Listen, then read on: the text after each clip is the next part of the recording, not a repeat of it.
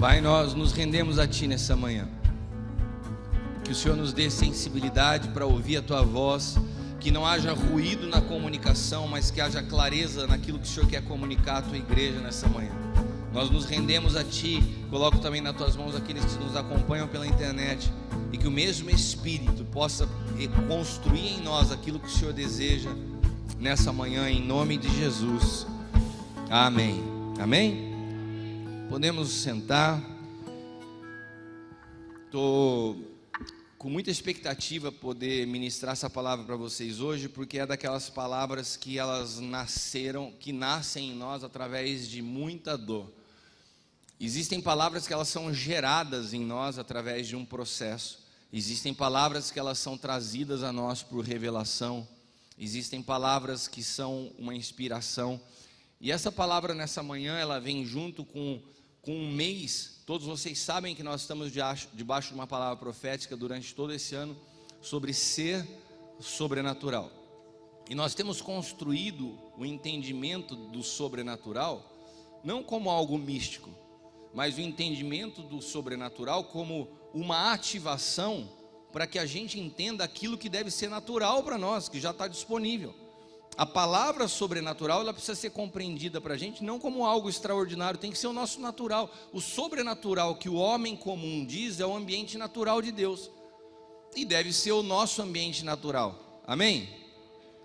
Vamos lá de novo, vocês aprenderam já sobre o amém, né? O ambiente sobrenatural que nós chamamos é sobrenatural para o homem natural, mas para nós que estamos em Cristo, o sobrenatural deve ser o nosso natural. Amém? Então agora vocês entenderam. Irmãos, e dentro desse entendimento, a palavra do mês que nós estamos agora, o mês de setembro, é a palavra sobre ser alegre sobrenatural. Ou seja, uma alegria que não é uma alegria natural, uma alegria que não é a base da alegria do mundo. E por que é tão importante essa palavra nesse mês? Porque nós temos nos deparado com um cristianismo que produz nas pessoas angústia, um cristianismo que produz nas pessoas um fardo, um cristianismo que produz nas pessoas um peso. Sabe, quando a gente fala de carregar a cruz, cada um carrega a sua própria cruz, parece que a gente ouve a palavra cruz como se fosse karma. Ah, eu estou carregando a minha cruz, eu estou pagando o preço, e parece que o ministério é algo pesado, parece que viver a vida com Deus é algo difícil, e dentro desse conceito eu tenho visto pastores que parece que eles não se tornaram mais fonte de inspiração para uma geração. É como se os seus filhos olhassem para os seus pais e falassem: eu não quero ministério porque meu pai está morrendo, meus pais estão acabados, meus pais estão sofrendo, é só decepção, é só tristeza, eu só vejo eles reclamarem. E a Bíblia fala de uma alegria no Espírito, que era capaz de Paulo, no meio de tanta perseguição, ser um cara alegre. Às vezes a gente tem imagem de Paulo de um cara ranzinza. Paulo era um cara que estava preso, escrevendo a epístola da alegria. A carta de Filipenses é chamada de epístola da alegria. O cara está preso, aguardando o julgamento de morte, falando: regozijai-vos no Senhor. Outra vez vos digo, alegrai-vos no Senhor. Quem que esse cara que quer estar falando de alegria no estado que ele estava? É só alguém que entendeu o que é uma alegria sobrenatural. Não é uma alegria pautada em resultados humanos. Não é uma alegria fruto de que tudo está dando certo na vida. É uma alegria que vem do Espírito, e essa alegria é poderosa, porque ela consegue nos trazer vida, independente da realidade que vivemos. Irmãos, quando você encontra essa alegria, não tem mais nada que possa ser para você motivo de paralisação, de retrocesso ou de murmuração. Então é fundamental que o Senhor nos arranque de um lugar de angústia, de tristeza, e nos posicione nesse lugar de alegria, para que a gente possa continuar avançando. Por quê? Porque a angústia, a tristeza, ela vai corroendo os ossos, ela somatiza no nosso corpo. Tem pessoas que estão cansadas, estão enfermas, porque permitiram que a tristeza tomasse um lugar, e não romperam esse vitimismo para entender o que é a alegria do Senhor, que é a nossa força. E sabe que para mim é um desafio falar disso esse mês, porque o mês de agosto foi um dos meses que eu mais enfrentei tristeza e angústia na minha vida. Muitos de vocês falaram comigo ao longo do mês de agosto.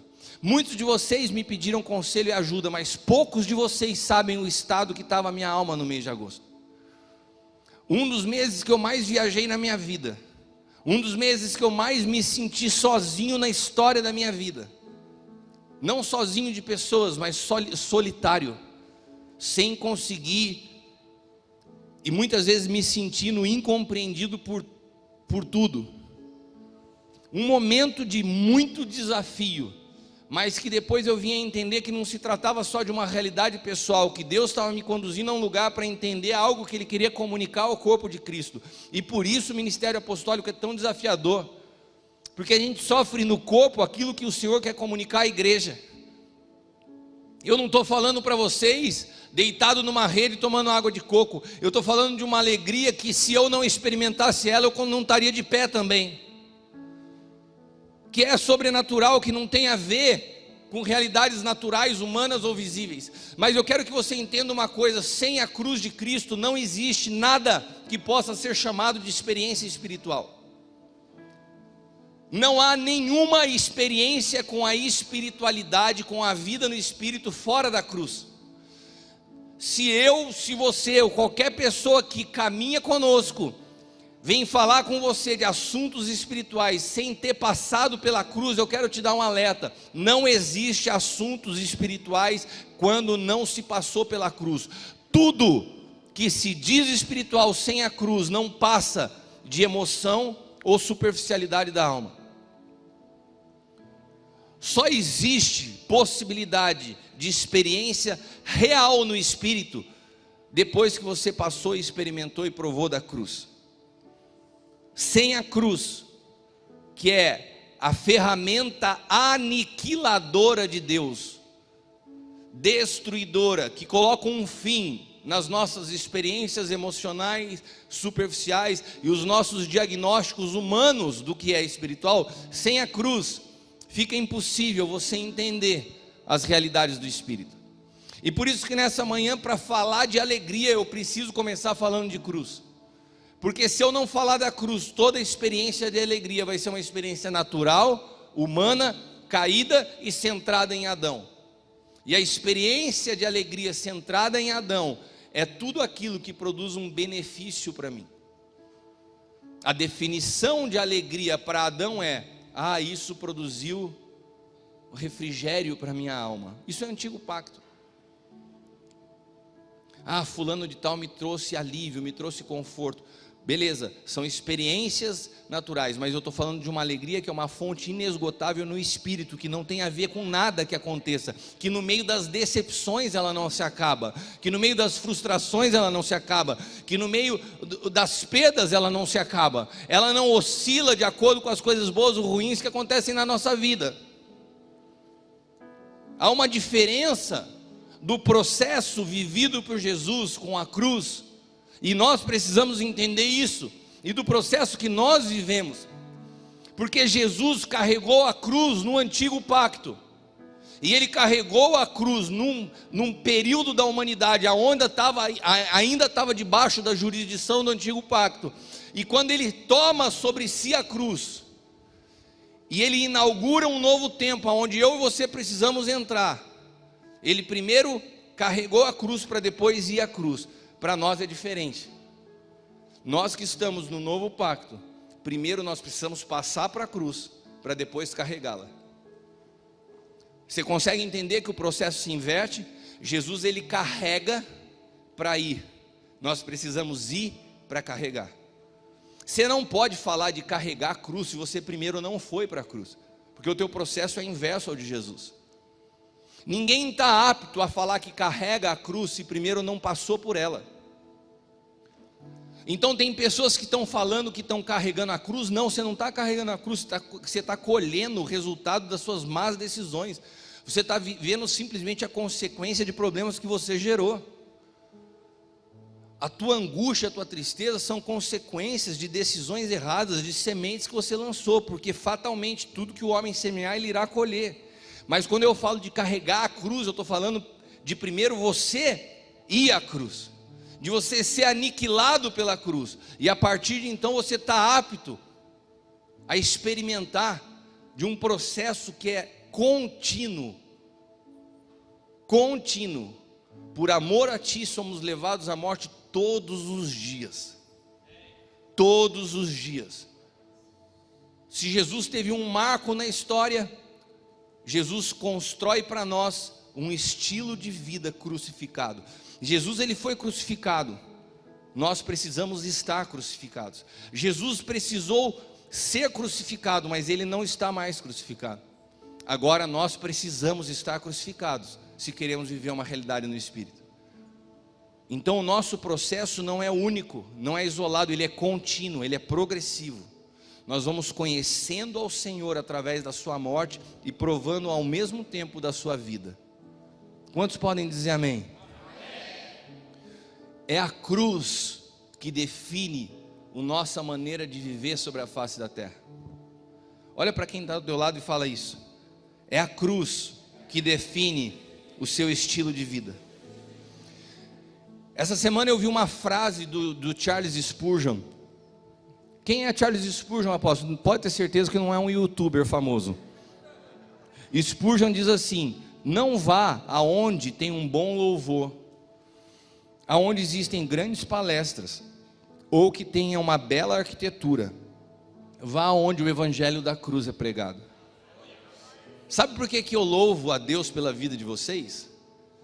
Porque vocês não vieram atrás de uma boa palavra, vocês não vieram atrás de uma bela arquitetura. Se tem algo que nós somos falhos como o sonho de Deus, é que a gente não dá muita ênfase às luzes. Esse telão chegou ano passado.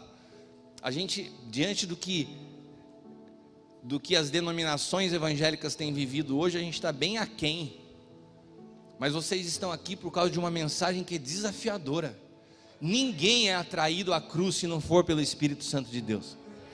Ontem eu estava sentado numa mesa e um pastor que eu respeito muito me fez a pergunta: Cristiano, me fala como é o aljava.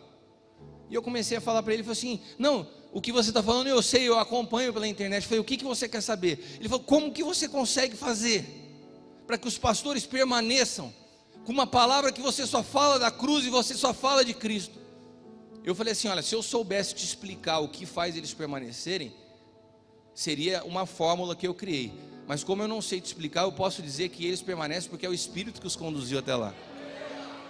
Cada um de vocês que estão aqui foram atraídos pelo Senhor. De alguma forma o Senhor os trouxe por causa de uma mensagem, não por causa de uma pessoa. Eu não prendo ninguém a mim. Eu não creio numa paternidade controladora e nem uma paternidade de dependência, mas uma paternidade que emancipa, de filhos maduros, que nós temos uma possibilidade de sentar juntos e aprender uns com os outros. Agora, nós precisamos entender que é a cruz que vai sempre definir o nosso estilo de vida. É a marca genuína de quem está em Cristo. Viver o tempo todo da maneira que um dia Jesus morreu, crucificado. E para mim, como eu disse no início, nesse mês introduzir uma palavra sobre alegria, exatamente nesse momento, é um desafio. Porque atravessar os dias que eu atravessei não me tornavam, não tinha nenhuma realidade visível que pudesse me inspirar a falar sobre alegria nesse período. Eu até tomei nota aqui no esboço, falei assim: agosto de 2022 foi um dos meses onde eu mais enfrentei ataques de tristeza, angústia e solidão na minha vida. E sabe que a vida de um apóstolo, ela é muito solitária, porque você está há muito tempo cuidando de pessoas, aconselhando pessoas, mas às vezes você se vê muito restrito com quem você pode falar e se abrir. E a nossa identidade A Leila está escrevendo algo muito interessante. Eu comecei a revisar o que ela pediu para eu dar uma olhada no que ela estava escrevendo. E ela estava falando, e a gente estava falando sobre identidade. E é impressionante como a identidade de um cristão, ela está firmada na fé. A nossa identidade, ela não pode estar firmada nas circunstâncias que a gente vive. Você não é o problema que você está enfrentando. Você não é a palavra que as pessoas estão dizendo a teu respeito. Você é aquilo que você decidiu crer por fé. O que você crê a teu respeito? A Bíblia fala que assim como o homem pensa acerca de si,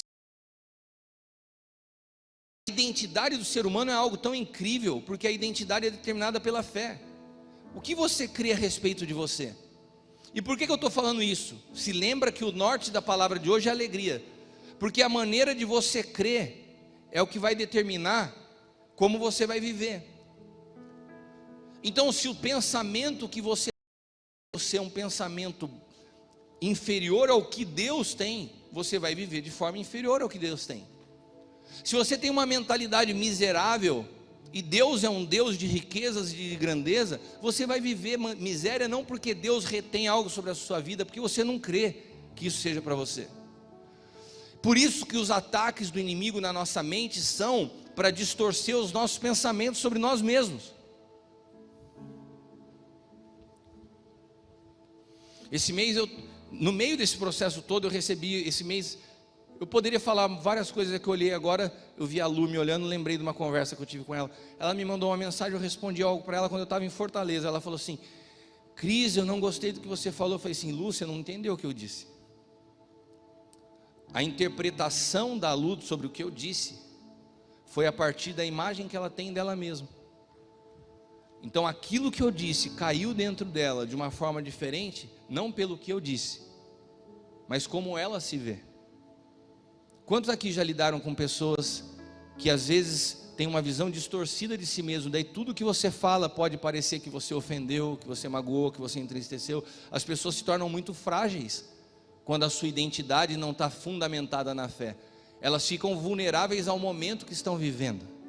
E eu não estou falando de você, eu estou falando de mim, de como o inimigo conseguiu construir ao longo de alguns períodos da minha vida uma janela na minha fé de abrir e produzir um pensamento que começou a trazer em mim essa tristeza e essa angústia. Por quê? Porque a vida que nós vivemos, ela é um atributo interno. O teu estilo de vida, as coisas que você gosta, são só manifestações externas, mas a vida é um atributo interno. A vida que te sustenta, a vida que é eterna, a vida que vem de Deus, a vida que se chama Zoe, ela é interna. E é essa vida que é preciosa, é essa vida que nós temos que preservar, e é essa vida que nós temos que alimentar. E muitas vezes nós vivemos pedindo a Deus pelas soluções da vida anástrofes, que é a vida comportamental, que é o dinheiro que você tem na conta, que é a sua relação com as pessoas. E quando a palavra nos diz: olha, me dá essa vida, que eu te darei uma outra vida, é um jogo de palavras. Me dá anástrofes, que eu te entrego o Zoe. Me dá a sua vida comportamental, me dá o seu jeito de viver. Sai dessa mentira que você vive, sai dessa vida de aparência ministerial, dessa mentira que está escondida aos olhos das pessoas, mas que o seu coração está corroendo e corrompido por dentro. Que se você me dá essa vida comportamental e aparente, eu te dou vida no teu espírito. Essa vida no espírito é Zoe, e essa vida no espírito é interna. É interna. Olha para quem está do teu lado e diz: é interna. Se essa vida é interna, e é nessa vida que reside a alegria é um atributo interno. A alegria é um atributo interno. Alguém aqui já viu o apóstolo L brincar assim: ah, eu conto piada para mim mesmo e eu dou risada de mim mesmo? Você já viu o apóstolo L falar isso? Quem olha para ele, e quem olha, eu não vou citar nomes, mas quem olha para um cara que está o tempo todo rindo, brincando, fala assim: esse cara que está o tempo todo rindo e brincando é mais alegre que o apóstolo L, porque ele está mais sério, mais fechado. Por quê? Porque a nossa maneira de julgar a alegria é externa. Mas a alegria não é aquilo que você expressa num sorriso, numa brincadeira, contando piada. A alegria é uma vida interna. Muitas pessoas que se expressam o tempo todo brincando, rindo, contando piada, elas têm um comportamento externo para esconder uma tristeza interna que elas carregam. Quantos humoristas que você vê na televisão são pessoas extremamente depressivas? Quantos pastores que estão brincando, contando piada, dão risada o tempo todo, que eu conheço? Os caras estão enfiados em depressão. Uma realidade totalmente incompatível. Por quê? Manifestam externamente aquilo que nós olhamos e apontamos com alegria, mas o seu interior está morrendo. Sabe, irmãos, eu nem estou julgando isso, porque eu acho incrível como uma pessoa consegue se comportar assim. Por quê? Porque eu não consigo. Quem olha para mim tem o check-up do meu interior na hora. Ah, o Cris está bravo, o Cris está feliz. Eu não consigo. Mas tem pessoa que consegue. E eu acho uma arte, né? Você imagina se eu fosse sair candidato à política e eu estou triste, eu tenho que mostrar que eu estou feliz. Eu acho incrível isso. Isso seria muito bom para mim, por exemplo, quando eu enfrento muitos problemas, chegar em casa e continuar rindo. Daí eu não conseguia transmitir isso para os meus filhos, para minha esposa, mas eu não consigo. E às vezes eu sou julgado por isso. Quem não me conhece, fala assim, esse cara é metido, esse cara é bravo. Não, eu não sou bravo. Eu só não tenho filtro, eu sou exatamente o que você está vendo. E eu sou extremamente tímido.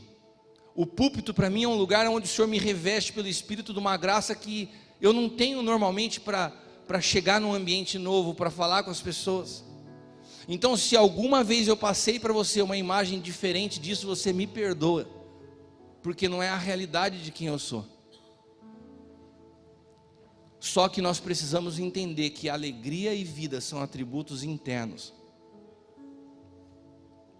Romanos capítulo 12, versículo 2 diz assim: não sejam conformados com este mundo, mas transformados pela renovação do vosso entendimento, para que possam experimentar qual seja a boa, agradável e perfeita vontade de Deus. Como que eu experimento de uma vontade de Deus que é boa, perfeita e agradável? Quando eu não me amoldo a esse mundo. Qual é o padrão de alegria desse mundo? Quando você olha para as redes sociais, quem são as pessoas que se manifestam como pessoas felizes e alegres? Elas respaldam essa alegria no quê? Em resultados, em coisas. Quais são os Instagrams mais visualizados? São os caras de carro novo, são as pessoas comendo as melhores comidas, são as pessoas fazendo as grandes viagens. Porque parece que para a gente isso se tornou o padrão. Mas a Bíblia fala assim, não se conformem, não tomem a forma do mundo. Daqui a pouco vocês vão estar sendo seduzidos por esse pensamento, e não é aqui que reside a alegria. Se você começa a olhar para essas coisas e fazer comparação, daqui a pouco você está frustrado e está triste, com uma realidade que não é a realidade da alegria. Você não sabe o interior dessas pessoas que estão postando essas imagens, você não sabe, porque a alegria é uma fonte interna. Não se baseia nisso. Paulo está falando assim, renova o teu entendimento, dessa maneira você vai experimentar a vontade de Deus, e a vontade de Deus é boa, perfeita e agradável.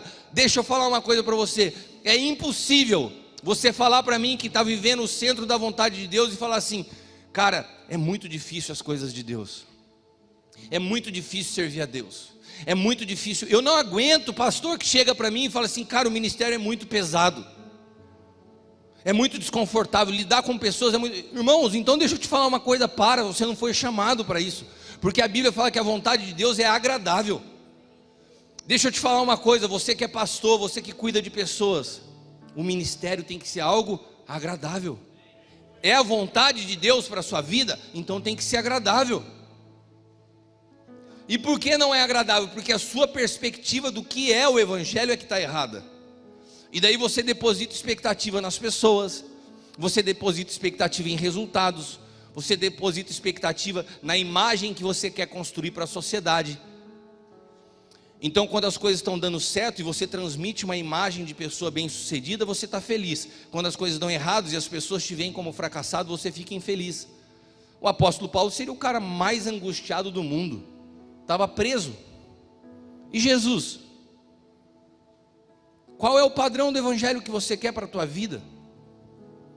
Você não vai conseguir compreender a vontade de Deus e desfrutar dela enquanto você seguir orando para que Ele faça a tua vontade, porque é a vontade dEle que é boa, perfeita e agradável, não a tua. Então, se você tiver coragem de abrir mão da tua vontade, fala: Senhor, eu abro mão da tua vontade, eu quero a tua vontade. Daí você vai provar o que é bom, perfeito e agradável. Quando você continuar orando, falando: Senhor, faz isso, eu desejo tanto isso, você nunca vai provar o que é bom, perfeito e agradável. O problema não está com Deus, o problema está na tua oração. Você não pede a vontade dele, você pede a sua. A dele é boa, perfeita e agradável, a sua não. Deixa eu contar uma história para vocês. Eu nunca quis ser crente. Eu acho que com 12 anos de idade, eu comecei a ter experiências com o Espírito Santo. Nessa época, o santo já tinha lanchonete no SAAD. Eu era um adolescente. Esse homem mafioso italiano com esse chapéu de couro, ele já tinha uma lanchonete. Quantos aqui já comeram lanche na época de escola? Tinha o tio lá do lanche na escola. Você lembra disso? O santo era o tio do lanche da minha época. Naquela época, com meus 12, 13 anos de idade, eu estou falando sério, é verdade mesmo, ele era o cara, tinha a pizza do santo, hein, Leila? Pensa na pizza no intervalo da escola. Até hoje eu nunca comi uma pizza igual a pizza do intervalo. Eu não sei se era fome de adolescente ou a pizza que era boa, mas o negócio era a Leila estudou na mesma escola, ela está falando que é muito boa mesmo. Mas o que eu estou querendo dizer? Porque naquela época, santo, 12, 13 anos, você se lembra disso? Meus pais começaram a fazer um grupo da renovação carismática com o Miguel, que é o seu sogro. Na minha casa tinha reunião de oração, lembro da Cibele, vocês se reuniam e tal. Quando eu passava perto e via aquele povo orando em línguas, eu sabia dentro de mim, de alguma maneira, isso vai chegar em mim. Eu sinto que Deus me quer nesse negócio, mas eu fugia, eu não queria ser crente. Eu tinha vergonha de crente, eu não queria ser crente. E estava tendo reunião de oração na sala da casa do meu pai. Eu saía pelo outro lado para não passar perto do povo orando. Eu nunca quis, nunca foi minha vontade. E quantas vezes eu saindo pela porta, minha mãe falava assim: filho, vem aqui, e começavam a profetizar sobre a minha vida. Eu me lembro de um dia que eu estava saindo, o Miguel, que é o sogro do santo, me chamou e falou assim: olha, o Senhor me mostra você pregando o evangelho em vários lugares. Eu saí de lá, 12, 13 anos de idade, entrei no meu quarto, dobrei o joelho e falei: Senhor, eu não quero isso, não quero ser pregador, não quero isso. Eu tinha pavor disso, eu não queria ser crente, mas me converti. Quando eu me converti, primeiro dia que eu fui jogar bola com meus amigos, estava na faculdade em Campinas, um cara chegou assim e falou para ele: sabia que o Cristiano virou pastor? Gente, eu tinha só me convertido, aceitado Jesus. Até o mundo profetizava que eu ia ser pastor.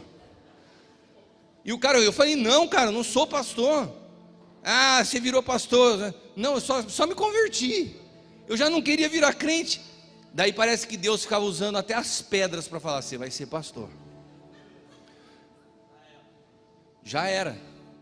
Mas eu lutei com a minha vontade, eu nunca quis ser crente. Eu nunca quis ser pastor. De repente começa o movimento apostólico. Eu falei: não tem jeito. Daí eu pensei assim: já sei, Senhor, não tem jeito de ganhar de você. Então eu vou continuar sendo empresário e apóstolo. Eu não quero dedicar mais tempo na minha vida do evangelho do que na profissão. Eu vou investir no reino. Gente, tudo que eu queria na minha vida, Deus fez o contrário.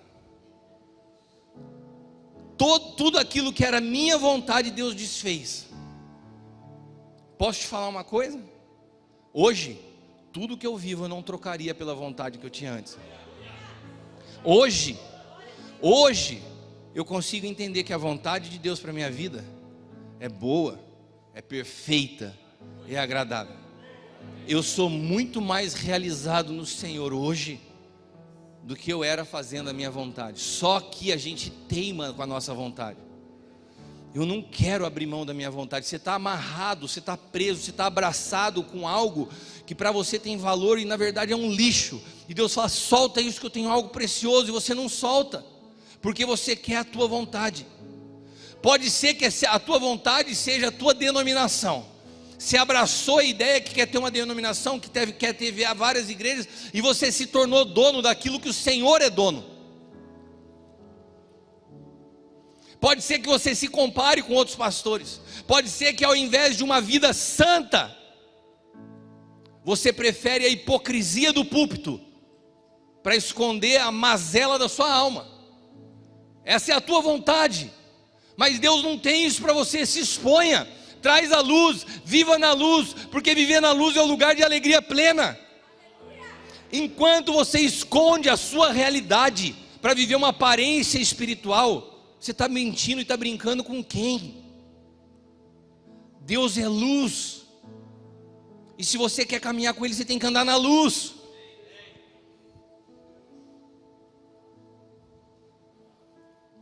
João 5,3: porque este é o amor de Deus, que guardemos os seus mandamentos, e os seus mandamentos não são pesados.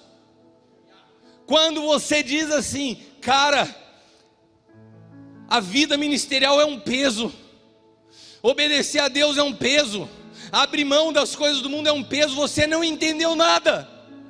Porque sem a cruz é impossível você entender a vontade de Deus. Se as coisas têm sido pesadas para você no ministério, você que está me assistindo, se para você o ministério é algo pesado, se essa palavra chegou para você hoje ou daqui a alguns anos, você está ouvindo hoje isso, porque para você o ministério se tornou um peso, eu quero te dizer uma coisa: você precisa de uma experiência com a cruz. Porque se ficou pesado, é porque você está fazendo na força do teu braço. A Bíblia fala que os seus mandamentos não são pesados. Não são pesados. A vida com Deus é uma vida de alegria. Olha para quem está do teu lado e fala assim: quem roubou a tua alegria? Quem roubou a tua alegria? Sem a gente provar da cruz, jamais a gente vai compreender o que é essa nova vida. E é por isso que eu vejo pessoas se arrastando no ministério, seguindo a Deus tristes e infelizes, porque querem seguir a Deus, mas preservando os mesmos gostos, os mesmos pensamentos, as mesmas amizades. Querem Deus, mas não querem uma nova vida. Querem que Deus se adapte à sua vida.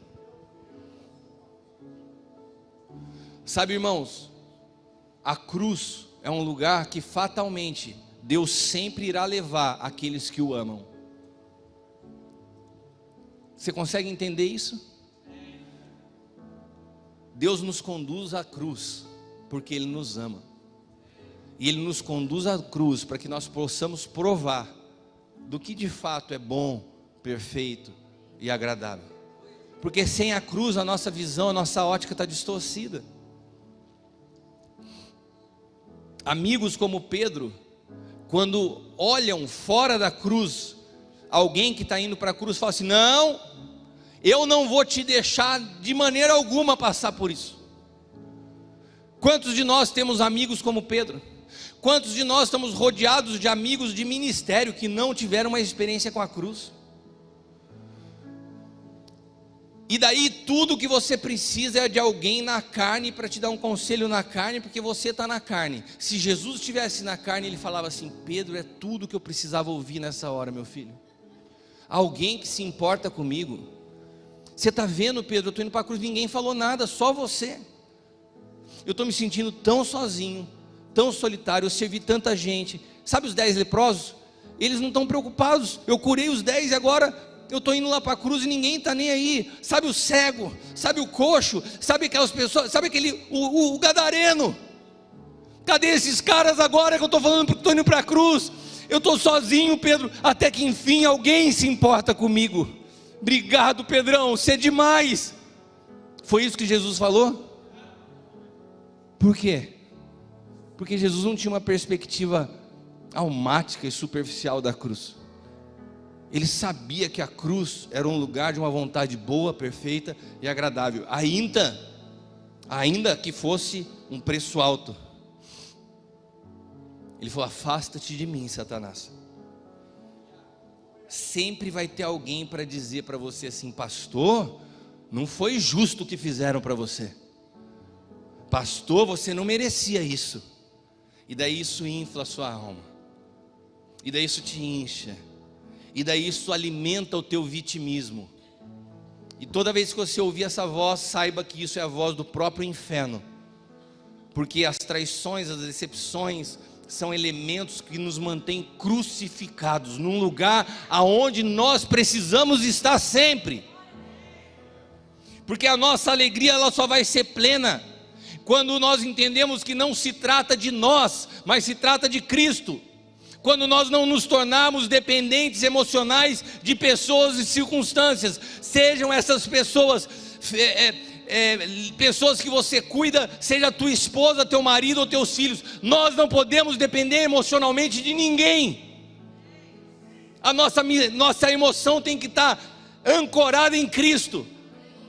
Senão nós vamos nos tornar pessoas que transferiremos as culpas das nossas situações mal resolvidas para todo mundo à nossa volta. E os primeiros que nós mesmos acusamos são as pessoas que estão mais perto. A minha esposa não me entende, meu marido não me entende, meus filhos não me entendem, meu pastor não me entende, o Cris não me entende. Não, você que não se entendeu ainda do que se trata o Evangelho, não se trata de você, mas de Cristo. E a cruz é um lugar onde nós saímos desse vitimismo. Como eu falei para vocês, eu estou falando de algo que eu enfrentei. Pode ser que você se identifique. Eu estava viajando muito durante esse mês, enfrentando vários tipos de pressões externas, com as quais eu me habituei a lutar nos últimos anos. Mas aquilo parece que foi me desgastando ao ponto que o inimigo encontrou uma brecha nas minhas emoções. E parecia que em algum momento eu olhava para o lado e ninguém mais me compreendia. E chegando desse volume de viagens, enfrentando uma série de coisas, principalmente quando você sai para outras nações, você sabe as realidades espirituais que você enfrenta. Mas de repente me veio um sentimento egoísta, mas eu quero me expor. Um sentimento onde eu não me sentia mais amado. E de repente eu não conseguia mais me sentir amado pelas pessoas que eu cuido, eu não me senti amado pela minha família, eu não me senti amado pelos meus filhos, e todas as situações parece que se potencializaram dentro de mim, só chegam até mim para me pedir as coisas, e eu olhava para isso, para todos os lados, falei: ninguém entende as minhas dores. Você entende a partir da onde eu estou ministrando? Eu não estou falando de você. Você consegue entender que eu estou falando para... Eu não estou querendo acusar ninguém, eu estou falando da minha fragilidade. Sabe por quê? Porque às vezes as pessoas me veem ministrando, ou veem o meu jeito, o meu semblante, e falam assim: esse cara é muito forte, ele é muito ríspido. Não, não sou. Sou extremamente frágil, a minha força vem do Senhor. E quando eu saio, quando meu braço solta um preguinho da cruz, já era. Essa vulnerabilidade já vem à tona. E essas situações foram crescendo dentro de mim ao ponto que uma angústia tomou conta do meu coração, como se o mundo conspirasse contra mim. E eu cheguei até a falar o seguinte: um dia eu estava conversando, rasgando assim meu coração com a Leila, eu falei assim: até o jeito de Deus tratar você é diferente do jeito de Deus tratar comigo. Quando você pensa em algo, Deus faz. Comigo parece que Deus é irônico. Eu comecei a me lembrar da maneira como Deus me trata ao longo da vida. A Leila estava um dia no carro, eu conversando com ela A gente estava numa situação difícil, andando num carro que estava caindo aos pedaços. Uma vez eu parei na frente do condomínio do meu sogro, o carro afundou, o eixo da roda quebrou no meio. E daí ela um dia andando no carro falou assim: amor, sabe aquele carro, aquele Nissan Kicks? Acho tão bonitinho aquele carro, a gente podia ter um. Eu falei: podia, só se Deus fizer um milagre, não sei de onde. Tem que se contentar com o que a gente tem aqui. Daí a gente chegou na igreja, estava o profeta Amaro. Falou assim: você estava conversando com o seu esposo no caminho, né? Era um carro que você falou? Deus manda te dizer, vai lá e entra no Nissan Kicks que ele vai te dar. Eu falei assim: cara, ela falou para mim na tarde, no final da tarde Deus já manda o recado, vai lá que vai te dar. Daí ela falou: vamos lá, Deus falou. Daí eu fui lá na concessionária, entrei no carro. Acho que não deu um mês, a gente estava com o carro. Sabe quantos anos eu sonhei ter uma moto? 48 anos. A Leila pensou num carro numa tarde, Deus deu no final da tarde. Vocês estão falando ru porque não é com vocês. É assim que eu me senti esse mês. Daí estou eu lá. O profeta não fala comigo. Daí outra vez o profeta Amaro veio para cá, eu vou buscar ele lá em Mogi. Vamos ver se ele fala comigo. Veio conversando comigo de lá até aqui, só contando piada no carro. Não falou nada da minha vida. Nem Deus te abençoe. Daí chegou aqui, sentou na mesa, tinha um café preparado e falou: não, antes de comer, deixa eu falar para vocês o que Deus está falando. Nem comeu, irmão, começou. Assim te diz o Senhor, pá, um para um na mesa. Chegou em mim, pulou e foi pá. E tudo isso que vocês estão rindo, esse mês me veio à memória.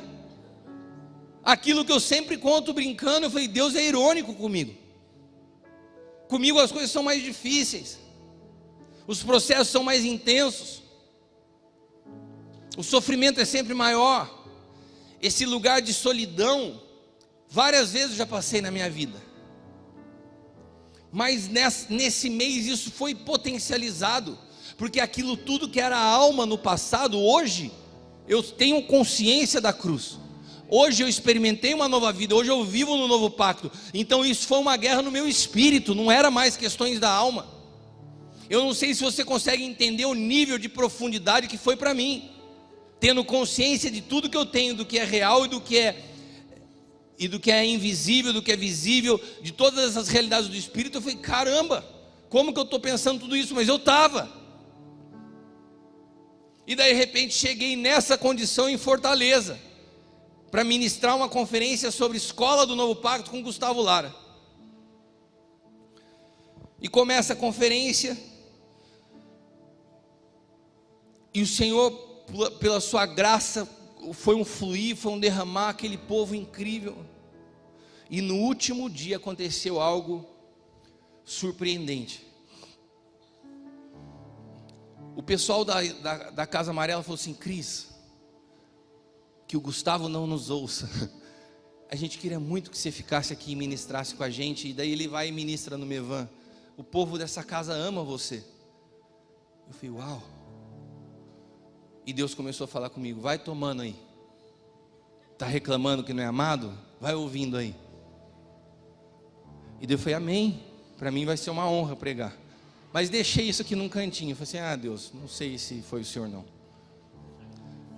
E comecei daí quando eu fui ministrar, como eu tinha estado em 2019, a igreja cresceu muito, eu resolvi passar uma imagem da minha família e postei uma foto para eles porem no telão da Leila, do Caio, da Bruna, até dos meus cachorros. Quando eu comecei a colocar a imagem da minha família, Deus começou a me quebrantar olhando a minha família. E Deus começou a me mostrar a visão distorcida que eu estava tendo das coisas.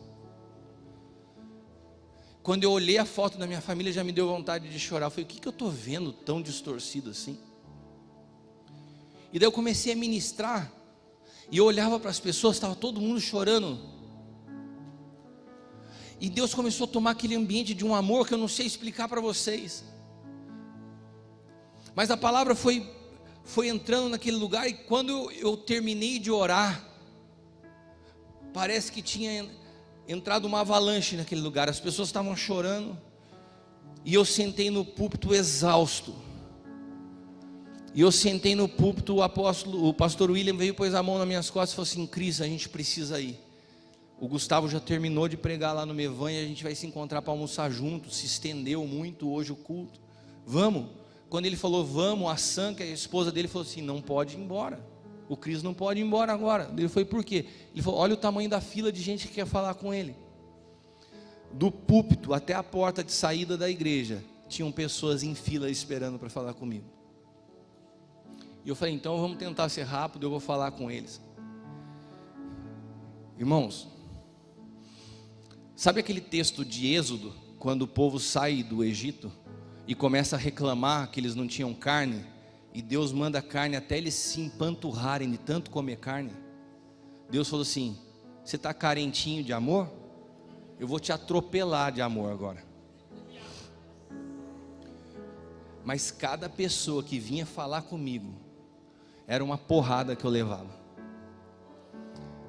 Cris, a sua vida me marcou desde 2019, a gente ama você demais, a gente está com saudade, nós compramos esse presente para você levar para a Bruna. Daí vinha outra pessoa: apóstolo, meu sonho é ter uma família igual a tua, e eu comprei esse presente porque eu quero impartição da tua vida, eu comprei esse presente para tua esposa. E era presente para a Leila, era presente para a Bruna. Tinha gente que vinha, enfiava a mão no meu bolso e falava assim: olha, apóstolo, eu preciso ser mais isso na tua vida. E colocava, eu nem via o que colocavam dentro do bolso. Tinha colar, tinha anel, tinha relógio. Daí de repente não parava de vir gente, e uma senhorinha chegou para mim e falou assim: Cristiano, eu nunca, em todos os tempos de evangelho, eu nunca vi tanto amor numa ministração como hoje. Eu falei: como, da onde que saiu o amor? Quando aquela mulher falou, Deus me destruiu na hora. Da onde que essa mulher viu tanto amor de um cara que está tão seco de amor como eu? E eu abracei ela e comecei a chorar. E de repente veio um outro casal que era o último da fila. Falaram assim: Cris, nós já vimos muitos pastores ministrando, mas com o amor que você ministrou, nós queremos que você derrame desse amor que você tem e que você vive na sua família sobre nós. Quando ele falou isso, irmãos, daí sabe quando naquelas lutas de UFC que o cara tá indo dá porrada final, o cara vai pra lona? Daí eu capotei. Ninguém entendeu nada, estava todo mundo expressando amor. Eu sei que eu comecei a chorar, que eu não conseguia parar. Os pastores chegaram e falaram assim: Cris, a gente precisa ir embora. Eu saí pelo corredor da igreja com a mão no ombro, carregado, chorando. Olha, tem que passar no hotel, pegar a tua mala, para depois a gente almoçar. Eu cheguei no hotel, na recepção, para fazer o check-out, chorando. Eu peguei a minha mala, entrei no carro chorando. Eu cheguei no restaurante para almoçar, chorando. E Deus falou assim ao meu espírito: isso não se trata só de você. Existe uma igreja que deixou de provar do meu amor, assim como você estava se sentindo, porque resolveu sair da cruz e mensurar amor pelas suas vontades pessoais. Pessoas que se tornaram egoístas e começam a cobrar dos outros a partir de uma natureza adâmica, através de uma natureza limitada, porque o amor não é algo que se cobra, o amor é algo que você dá gratuitamente. Todas as vezes que você cobrar a medida de amor dos outros, você sempre vai se frustrar. Todas as vezes que você der sem esperar, você sempre vai receber.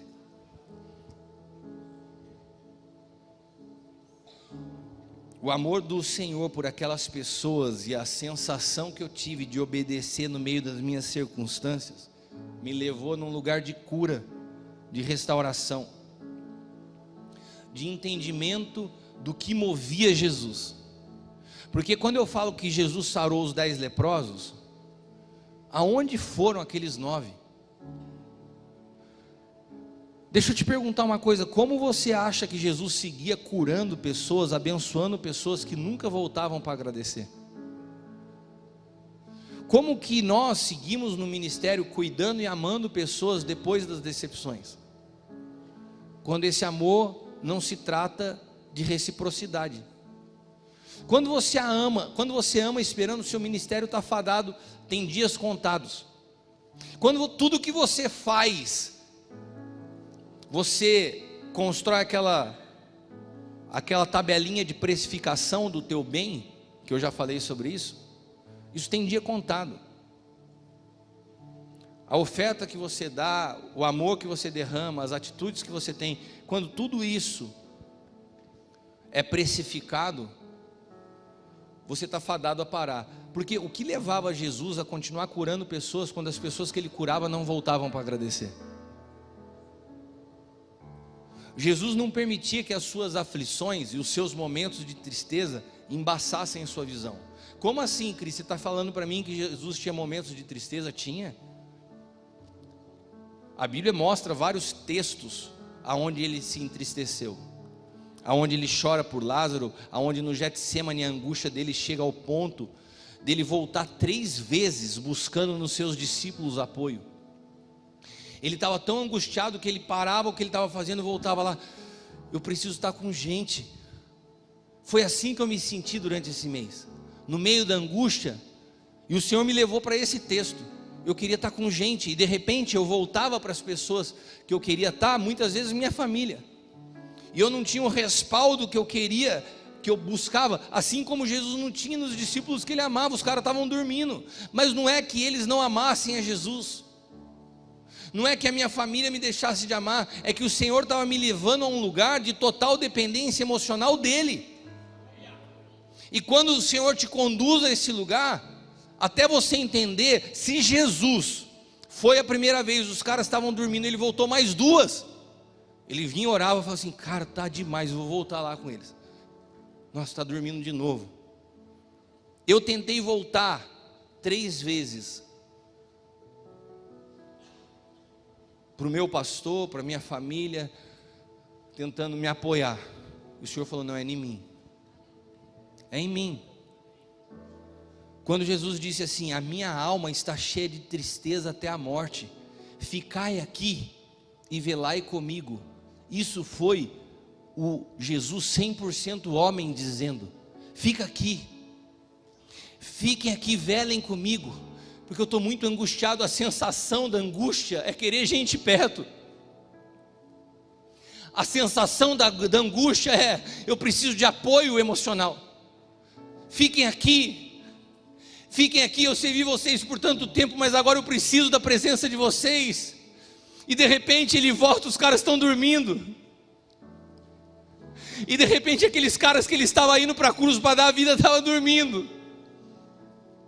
Vai ter muitos momentos que você vai olhar para as pessoas que você deposita a tua expectativa de estabilizar as suas emoções, e você vai achar eles dormindo porque eles vão estar com a cabeça em outras coisas, dormindo porque eles não vão conseguir perceber o nível de aflição que você carrega por dentro, dormindo porque às vezes a pessoa está do teu lado e não tem a dimensão do nível de angústia que você está enfrentando.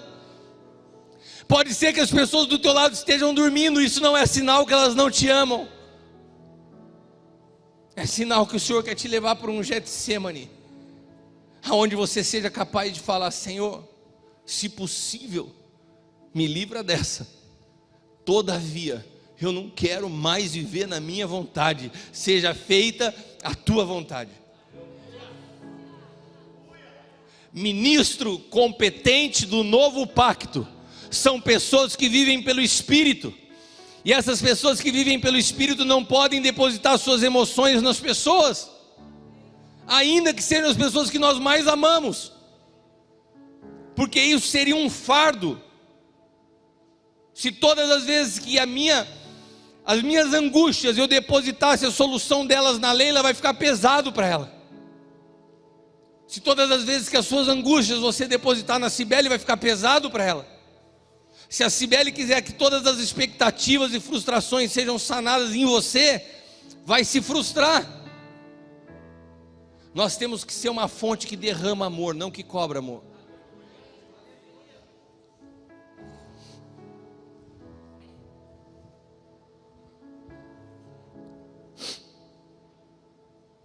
Não aceite essa condição. Busque ao Senhor. Peça a Ele que limpe a sua visão, que gere em você uma alegria capaz de transbordar de dentro para fora. Não de manifestações de euforia, mas de uma estabilidade na alma. Aquilo que o mundo hoje chama de inteligência emocional. Uma alegria que te dá uma plenitude, uma paz que excede o entendimento. Porque muitos de nós perdemos de vista a compreensão da alegria como algo espiritual. Ou seguimos entendendo a alegria como um comportamento festivo, que é muito mais característica de um temperamento sanguíneo. Pessoas sanguíneas são muito assim, parece que o cara é alegre. Não, é só o temperamento dele. Eu estou falando de Gálatas 5, 22 e 23. O fruto do Espírito é amor, alegria, paz, longanimidade, benignidade, bondade, fidelidade, mansidão, domínio próprio. Contra estas coisas não há lei. E eu quero reforçar algo que eu falei durante a palavra. Situações escondidas são a base para a tristeza e para a opressão.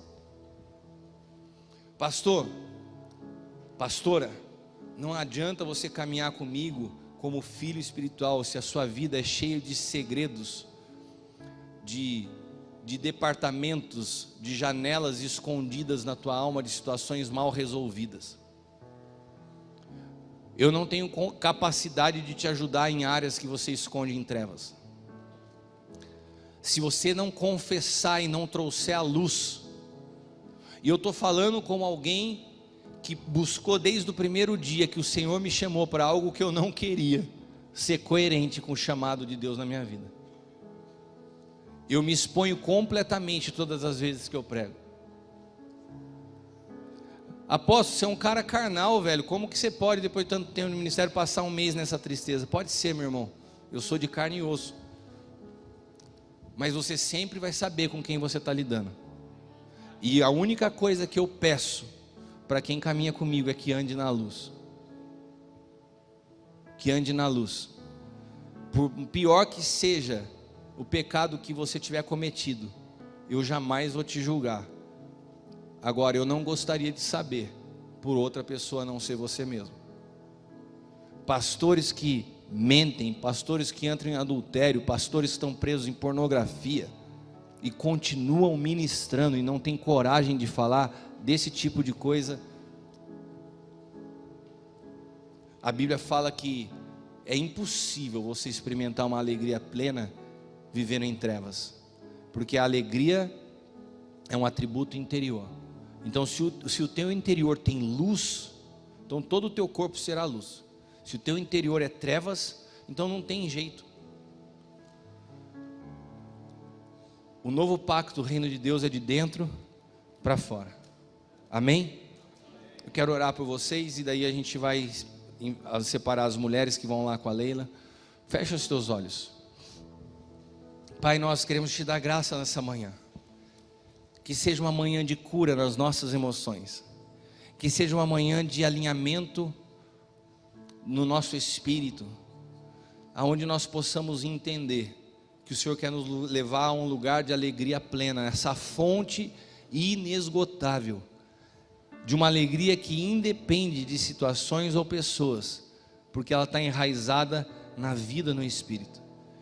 Senhor, que cada pastor, que cada ministro, que cada pessoa que está aqui hoje nesse ambiente, ou que está nos assistindo pela internet, possa ser impactada pelo Teu Espírito, possa ser curada nas suas emoções, possa ser restaurada, possa provar desse alinhamento e de uma vida interior, que é paz, alegria e justiça no Espírito. Senhor, que o Senhor continue trabalhando em nós, através das ministrações que nós teremos, de cada palavra liberada, também as mulheres lá no seu tempo. Trabalha também na vida dos nossos filhos que estão ali no Next, e continua falando conosco nessa manhã, Senhor, em nome de Jesus, amém.